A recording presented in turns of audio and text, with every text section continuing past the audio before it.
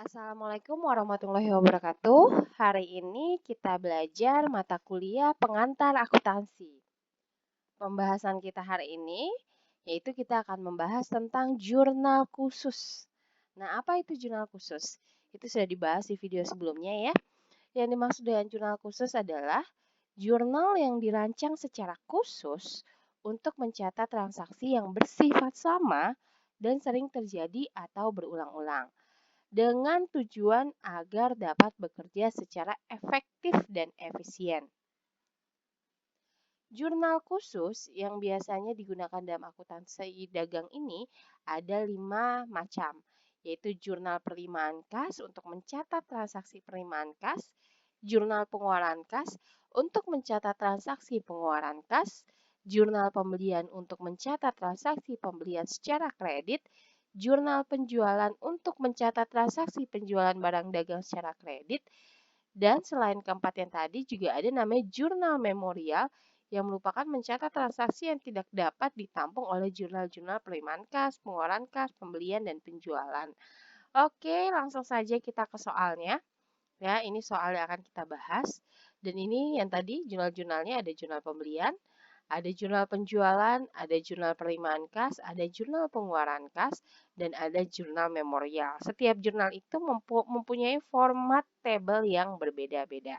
Ya, langsung saja kita ke soal. Kita mulai dari transaksi tanggal 1. Tanggal 1 dibeli barang dagangan dari toko Rati sebesar 25 juta dan toko Usman sebesar 18 juta, keduanya dengan syarat pembayaran 2/10 N/30. Nah, artinya ini dibeli barang dagang, berarti di sini melakukan transaksi pembelian, dan kebetulan di transaksi tanggal 1 ada syarat 2/10 N/30. Kalau ada syarat berarti dia melakukan transaksi pembelian ini secara kredit ya. Berarti masuk ke mana? Pembelian secara kredit kita masukkan ke jurnal khusus jurnal pembelian. Oke, langsung saja kita ke jurnal pembelian. Ini jurnal pembelian ya. Oke, kita isi tanggalnya berapa, nomor fakturnya kebetulan tidak ada, berarti dikosongkan saja. Terus keterangannya, syarat, ref, dan debit dan kreditnya. Nah, untuk di jurnal pembelian ini debit dan kredit, debitnya terdiri dari pembelian dan serba-serbi, sedangkan kreditnya hanya utang dagang. Oke, berarti langsung kita kerjakan saja yang tanggal 1 ya. Tanggal 1 di sini eh Oke, langsung ya tanggal 1 Januari dari toko Rati. Pertama toko Rati dulu melakukan pembeliannya di toko Rati, syaratnya 2/10/30. Di sini sebesar 25 juta. Ini saya bikin dalam ribuan ya, jadi 25.000 aja kita tulis di sini karena kita tulisnya dalam ribuan rupiah ya. Terus berarti kreditnya juga harus 25 juta. Ingat, kalau di dalam debit kredit itu harus berpasangan, di mana setiap ada debit juga selalu ada kredit dan nominalnya harus sama. Oke, tadi kemudian ada juga selain toko Rati, tanggal 1 ada juga dari toko Haji Usman ya. Nah, syaratnya sama tadi 2/10, berarti kita masukkan debitnya 18.000 dan kreditnya juga 18.000 ya. Karena tadi PT Bumi Sangkuriang melakukan pembelian secara kredit ke toko Rati 25.000, ke toko Husman 18.000 ya. Oke. Nah, lanjut ke soal nomor 2. Transaksi nomor 2 di sini, transaksi nomor 2 dibayar per kas beban angkut barang Rp 1.900.000. Berarti dibayar per kas beban angkut. Berarti di sini melakukan pengeluaran kas ya kan. Kalau melakukan pengeluaran kas berarti transaksi tanggal nomor 2 ini dimasukkan ke dalam jurnal pengeluaran kas. Ya, tanggal 2 kita masuk ke jurnal pengeluaran kas. Ini jurnal pembelian, jurnal penjualan, penerimaan. Nah, ini jurnal pengeluaran kas. Kita masukkan di sini jurnal pengeluaran kas tanggal 2 ya. Berarti di sini tanggal 2 bulan Desember keterangannya di sini adalah kita membeli barang dagang, pembelian barang dagang ya, dibayar per kas beban angkut. Di sini pembelian barang dagang atau beban angkut pembelian barang dagang ya. Oke. Beban angkut pembelian barang dagang. Oke, debitnya apakah masuk dari pembelian? Tidak. Utang dagang tidak, nggak ada ref. Nah, serba-serbi. Karena kenapa? Karena beban angkut. Kalau misalnya melakukan beban angkut, kita masukkan ke serba-serbi. Berarti masuk ke kolom debit yang kolom serba-serbi. Nah, sekarang ke kreditnya. Kreditnya ada dua kolom nih, kas dan potongan pembelian. Tadi kan dipotong per kas soalnya. Ya udah berarti kita masukkannya di kas, yaitu senilai 1.900.000 atau ini dalam ribuan yaitu 1.900 ya. Oke. Saya ingatkan lagi ya. Jadi di soal dalam juta rupiah, tetapi untuk di dalam tabel jurnal khusus ini kita mencatatnya dalam ribuan rupiah ya. Oke. Kemudian lanjut ke nomor 3. Soal nomor 3 di sini dikirim kembali barang dagangan kepada toko Rati sebesar 2 juta dan toko Usman sebesar 1 juta. Berarti dikirim kembali barang dagangan kepada toko Rati. Berarti kalau dikirim kembali berarti itu retur. Nah, retur di sini ada dua, ada retur pembelian dan retur penjualan. Ini kebetulan kita tadi ke toko Rati dan toko Usman ini kita melakukan transaksi pembelian. Artinya di sini adalah retur pembelian. Jadi nomor 3 ini adalah transaksi retur pembelian, yaitu dikirim kembali barang dagangan kepada toko Rati senilai 2 juta dan toko Usman senilai 1 juta. Nah, kalau untuk retur ini kita masukkan ke dalam jurnal memorial. Berarti kita langsung cari jurnal memorial ya. Nah, ini jurnal memorial. Nah, ini berarti kita catat di sini tanggalnya, keterangannya, dan debit kreditnya. Nah, jurnal memorial ini untuk formatnya sama dengan jurnal umum ya.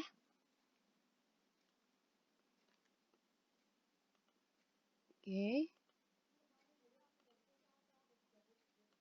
Ya, ini langsung saya buat 3 juta, 3 juta. Kenapa 3 juta? Dapat angka 3 juta ini karena dibalikinnya atau returnya itu senilai 3 juta. Dapat dari 2 juta ditambah 1 juta. Ya, yang tanggal 3 ya. Oke, nah untuk jurnalnya ini utang dagang pada retur pembelian. Kenapa? Karena kan dia beli ke toko Rati dan Haji Usmannya tadi tanggal 1 itu secara kredit ya. Berarti secara utang kan, berarti ada yang dikembalikan ke toko Rati dan toko Usman ini. Artinya kalau ada yang dikembalikan, utang dagangnya berarti berkurang karena barangnya kita beli barang ke toko Danlati ya secara utang. Ternyata toko Danlati ini ada barang yang kita beli ini barangnya ada yang rusak. Kalau ada yang rusak kita kembalikanlah sebagian barangnya senilai 3 juta. Nah, berarti utang dagang kita berkurang. Oleh karena itu utang dagang di debit, retur pembeliannya di kredit gitu ya. Oke, lanjut ke transaksi tanggal 4 ya. Transaksi tanggal 4 ini dibeli dengan tunai, perlengkapan toko senilai 5 juta dan perlengkapan kantor senilai 6 juta. Nah, di sini bedakan kita berarti membeli secara tunai cuman ada dua perlengkapan ya. Perlengkapan toko senilai 5 juta dan perlengkapan kantor senilai 6 juta. Oke. Ini transaksi kita sedang mengerjakan transaksi yang nomor 4. Transaksi tanggal 4 ya. Oke, berarti dibeli secara tunai. Berarti ini adalah kita melakukan pembelian secara tunai. Berarti adanya pengeluaran kas. Karena itu berarti transaksi tanggal 4 kita masukkan ke jurnal pengeluaran kas. Oke, mana jurnal pengeluaran kas? Nah, ini jurnal pengeluaran kas ya. Nah, di sini kita masukkan transaksi tanggal 4 ya. Di sini ada dua ya, tadi ada perlengkapan toko dan perlengkapan kantor ya, tanggal 4 ya. Kemudian kita masukkan ke kolom apa nih? Kolom pembelian, utang dagang, ref, atau serba-serbi. Nah, kita masukkan ke perlengkapan atau perlengkapan toko dan kantor ini masukkan ke pembelian. Karena tadi kan kita melakukan transaksi beli barang, perlengkapan toko dan perlengkapan kantor. Kalau yang tadi, yang beban angkut kan kita masukkan ke serba-serbi karena itu beban angkut ya. Melakukan transaksi dalam pembayaran beban angkut. Nah, ini karena melakukan pembelian perlengkapan, berarti kita masukkan ke dalam debitnya ke kolom pembelian ya.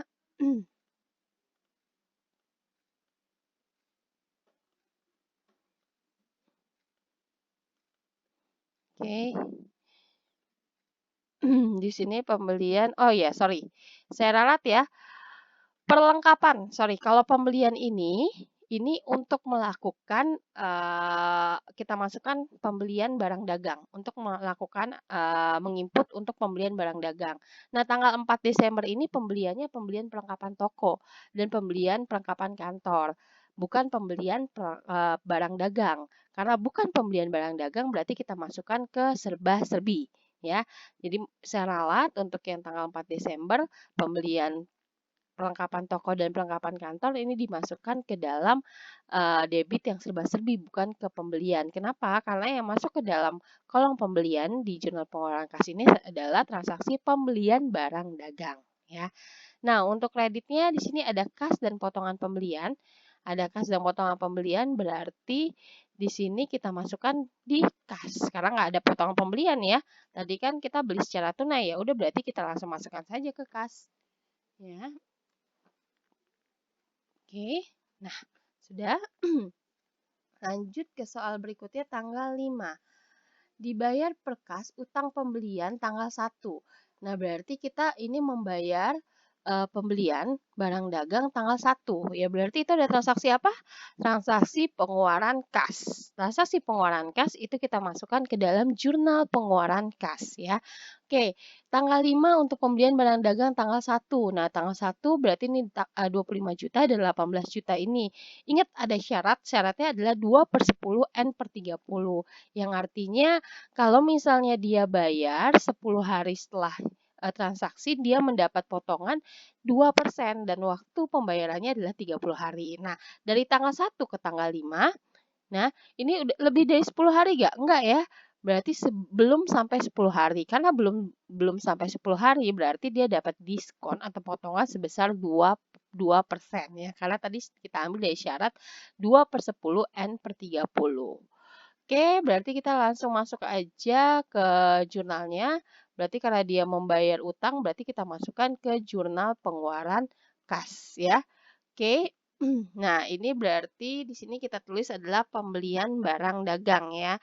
Di sini pembelian barang dagang masukkan kemana? Ke jurnal pembelian, utang dagang, atau serba-serbi ya. Di sini berarti kita masukkan ke utang dagang ya. Kenapa ke utang dagang? Karena kan tadi membayar utang ya. Berarti kita masukkan di debit tapi kolomnya kolom utang ya. Senilai 40 juta. 40 juta dapat dari mana? Tadi 25 juta ditambah 18 juta ya, yaitu senilai berapa? 43 juta ya. Nah, tapi kenapa di sini 40 juta? Karena di sini adanya tadi potongan. Oke.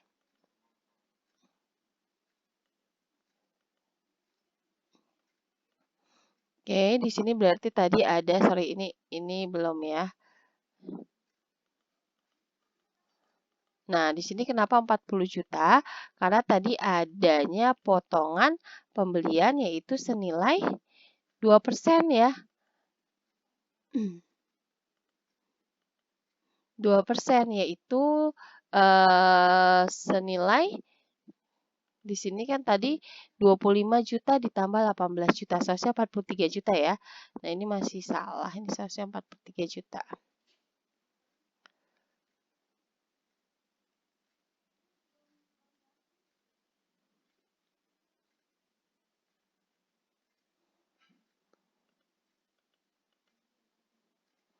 Kasnya 39.200, potongan pembeliannya 200 ya.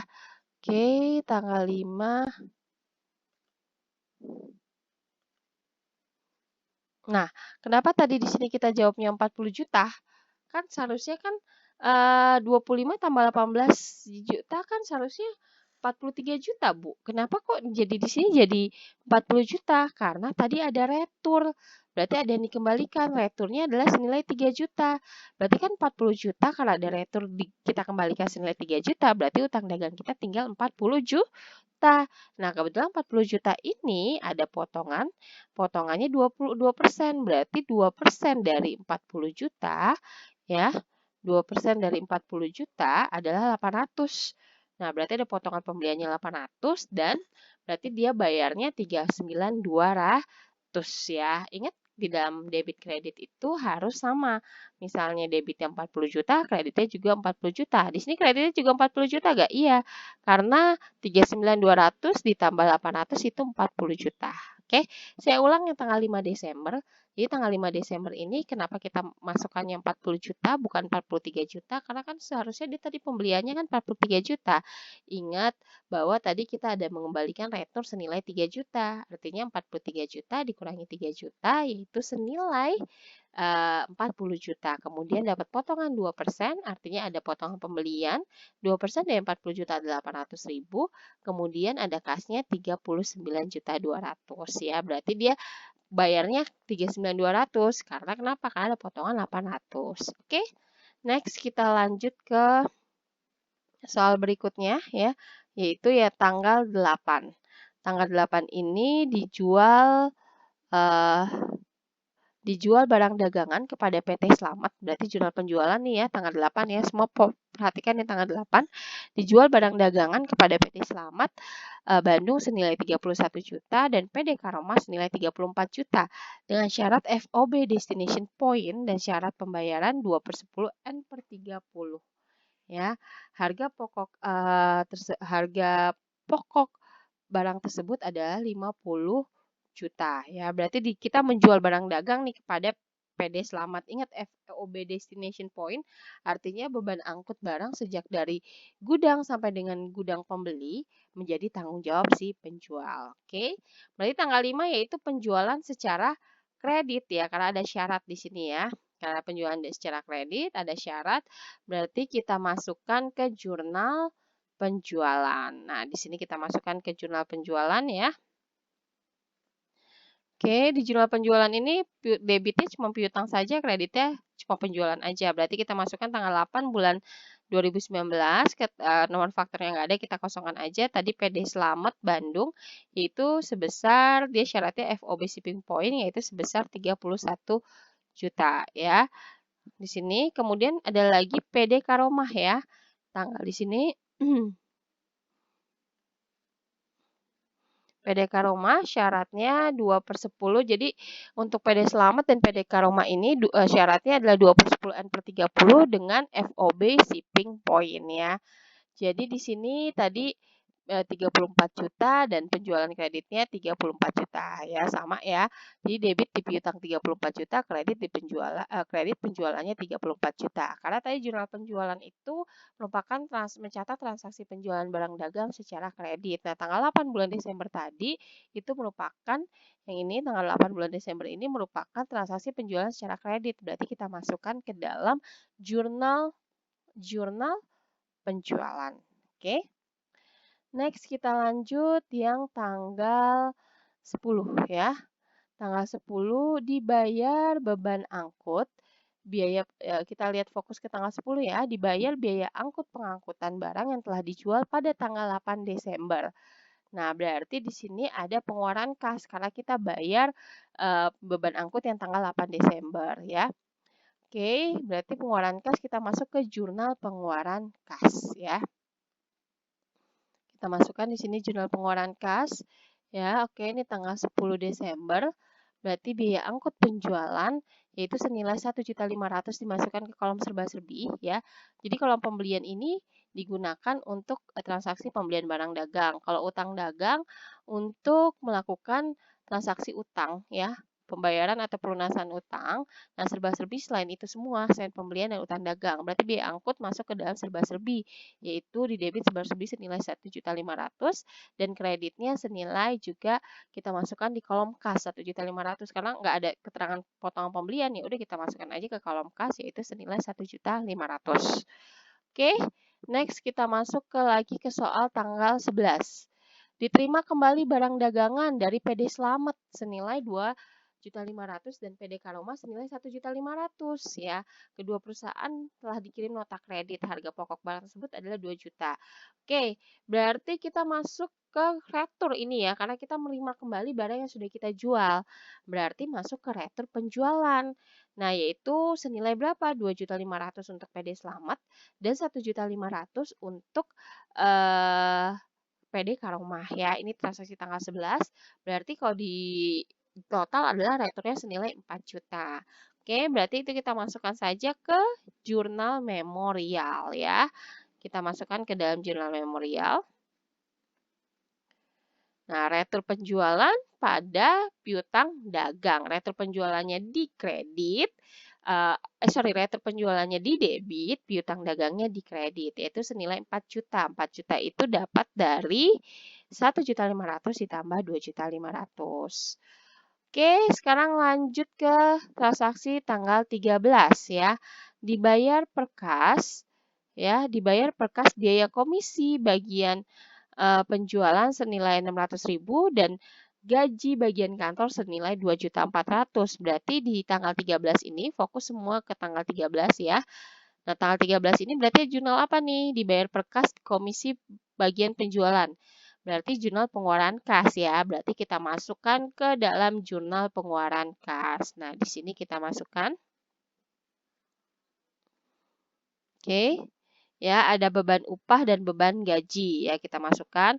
Nah, ini kita masukkan ke kolom serba-serbi karena dia nggak masuk ke dalam pembelian dan utang dagang, berarti kita masukkan serba-serbi, yaitu 600.000 untuk beban upah dan 2.400.000 untuk beban gaji. Nah, untuk kreditnya kita masukkan saja ke kas ya, tidak masuk ke potongan pembelian karena nggak ada keterangan potong pembelian, berarti langsung kita masukkan aja ke kas, yaitu beban upah 600 dan beban gaji 2.400.000.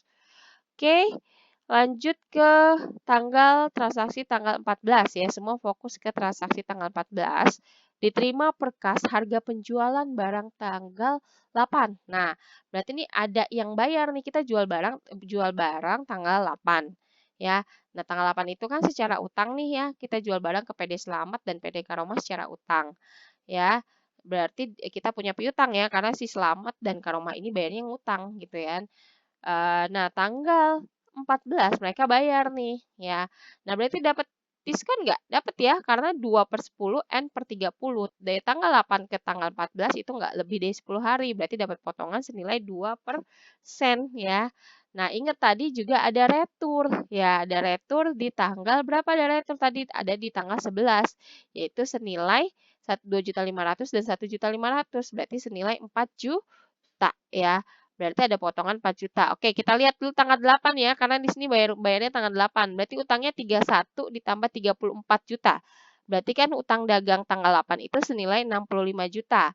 Kemudian ada retur lagi tanggal 14, tanggal 11, retur lagi tanggal 11 senilai 4 juta, yaitu 2.500.000 tambah 1.500.000. Berarti dari 65 juta ada pengembalian 4 juta tinggal 61 juta utangnya. Dan kemudian dibayar tanggal 14. Berarti 61 juta ini ada dipotong lagi senilai 2%. Nah, berarti diterima per kas itu masuk ke jurnal apa? Jurnal penerimaan kas. Berarti kita masukkan di sini ke jurnal penerimaan kas ya.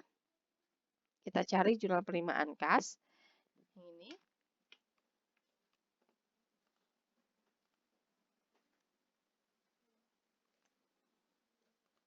Nah, di sini ya, yaitu pertama kita di sini dari toko Slamet dulu ya. Toko Slamet tadi kasnya 27930 ya. Dapat dari mana? Dari tadi kan dia awalnya tanggal 8 beli 31 juta ya. Kemudian dipotong 2.500.000. Berarti tinggal berapa tuh? 2.500.000 karena ada retur ya. Tanggal 8 dia beli barang dagang 31 juta. Kemudian tanggal 11 dia kembalikan retur 2.500.000. Berarti tinggal 28.500.000. Berarti piutangnya berkurang senilai 28.500. Ini posisi di kredit. Nah, ada potongan sebesar 2%. Berarti 28.500 ini dipotong 2%. Berarti 570 ya. Nah, berarti karena utangnya 28.500, potongan penjualannya 570, berarti uang yang dia bayar kasnya hanya 27.930. Nah, itu untuk Slamet. Nah, bagaimana untuk Karoma? Untuk yang Karoma tanggal 8 di sini dia 34 juta hutangnya. Kemudian tanggal 11 ada returnya 1.500.000. Berarti tinggal berapa tuh? 3.400, 34 juta dikurangi 1.500.000, berarti 32.500 ya. kemudian dia dapat potongan 2%. Karena kasusnya sama seperti PD Selamat Bandung. Berarti kan piutangnya 32.500, ini posisi piutang di kredit ya. Kemudian ada potongan 2%, kita masukkan potong penjualannya 2%, yaitu 650 ya. Kemudian berarti kas yang dia bayar yaitu 32.500 dikurangi 650 senilai 31.850. Oke. Ini contoh-contoh dari jurnal khusus ya. Tadi kita sudah memasukkan jurnal pembelian, sudah masukkan jurnal penjualan, jurnal penerimaan kas sudah kita masukkan, jurnal pengeluaran kas juga sudah kita masukkan, dan jurnal memorial. Dari sini yang bisa kita tangkap adalah di mana rekan-rekan harus paham transaksi apa saja dimasukkan dalam jurnal-jurnal tersebut. Tadi sudah saya jelaskan ya. Kalau jurnal penerimaan kas berarti mencatat transaksi penerimaan kas. Dimulai dari jurnal pembelian ya, ini jurnal pembelian berarti kita mencatat transaksi pembelian secara kredit. Jurnal penjualan berarti mencatat transaksi penjualan secara kredit. Jurnal penerimaan kas berarti di sini adalah mencatat transaksi penerimaan kas ya, berarti penerimaan uang. Jurnal pengeluaran kas berarti mencatat transaksi pengeluaran kas ya. Kemudian yang terakhir adalah jurnal memorial. Nah, ini biasa mencatat transaksi retur. Oke, untuk setiap table di dalam jurnal khusus ini berbeda-beda ya. Semua perhatikan ya, formatnya berbeda-beda. Oke, sekian penjelasan tentang jurnal pembelian di dalam akuntansi perusahaan dagang. Wassalamualaikum warahmatullahi wabarakatuh. Tetap semangat semua.